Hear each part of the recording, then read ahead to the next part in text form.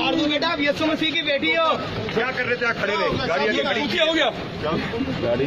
आरजू बेटा आप यीशु मसीह की बेटी हो, 13 साल की उम्र में आप गाड़ी बेटा 13 साल की हो, गाड़ी हटवाइए। गाड़ी तुम लोग क्या कर रहे थे? खड़े रहे यहाँ पर।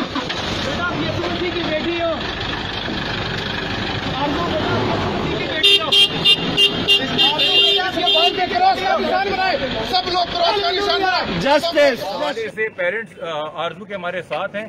तो आज की हियरिंग होगी और अगली हियरिंग जो है वो 9 को है। हम हाई कोर्ट के शुक्रगुजार हैं कि उन्होंने सिर्फ आरजू की स्टेटमेंट पे नहीं बट नादरा के एविडेंस की वजह से जो है मेडिकल एविडेंस भी ऑर्डर किया।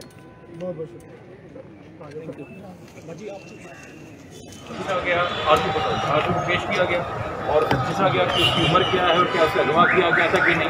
बच्ची चूँकि उठाई गई है और बच्ची चूँकि उसके ऊपर एक असर डाला गया है और बच्ची तो झूठ ही बोलेगी, तो उसने बोला छूटते के साथ ही कि जी मेरी 18 साल उम्र है, इसलिए चूँकि मैंने निकाह कर लिया और इसलिए चूँकि मैंने इस्लाम कबूल कर लिया।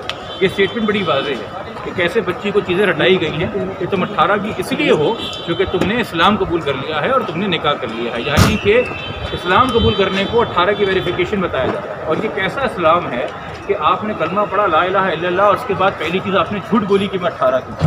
बच्चा 13 की उम्र में भी मुसलमान अगर होना चाहे तो कलमा पढ़ के जैसे हो सकता है। वो ये कह सकता था कि जी मैं 13 की और मैं मुसलमान हूँ। किसी दीन को और खुदा के दीन को तो किसी किस्म के झूठ के सहारे की जरूरत नहीं है। खैर चूँकि नादरा के डॉक्यूमेंट्स कोर्ट के सामने थे और कोर्ट ने कॉन्ट्रोवर्सी को नोट किया कि चूँकि हमारे पास नादरा के डॉक्यूमेंट्स हैं, हम बच्ची का मेडिकल टेस्ट जो है वो ऑर्डर कर रहे हैं और अब बच्ची की मेडिकल टेस्ट के बाद जो है 9 नवंबर को कोर्ट ने दारत लगाई है। उस वक्त तक बच्ची का बोन टेस्ट आ जाएगा और होपफुली बच्ची की जो एज की कॉन्ट्रोवर्सी वो एड्रेस हो जाएगी और इस हवाले से इसमें आगे पेशरफ्त होगी। फिलहाल इस केस के हवाले से इतना ही है।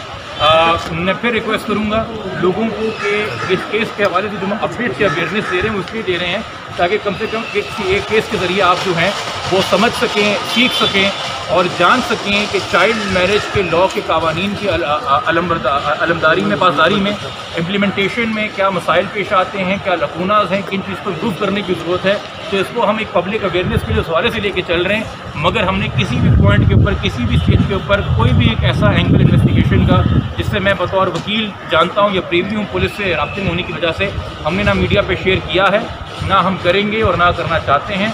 क्योंकि बुनियादी तौर पे मकसद जो है वो खबरें लगाना नहीं है, वो सुर्खियाँ लगाना नहीं है, वो पेरेंट्स के साथ तस्वीर खिंचवा के सॉलिडेरिटी की पिक्चरें लगाना नहीं है, वो इंसाफ दिलवाना है।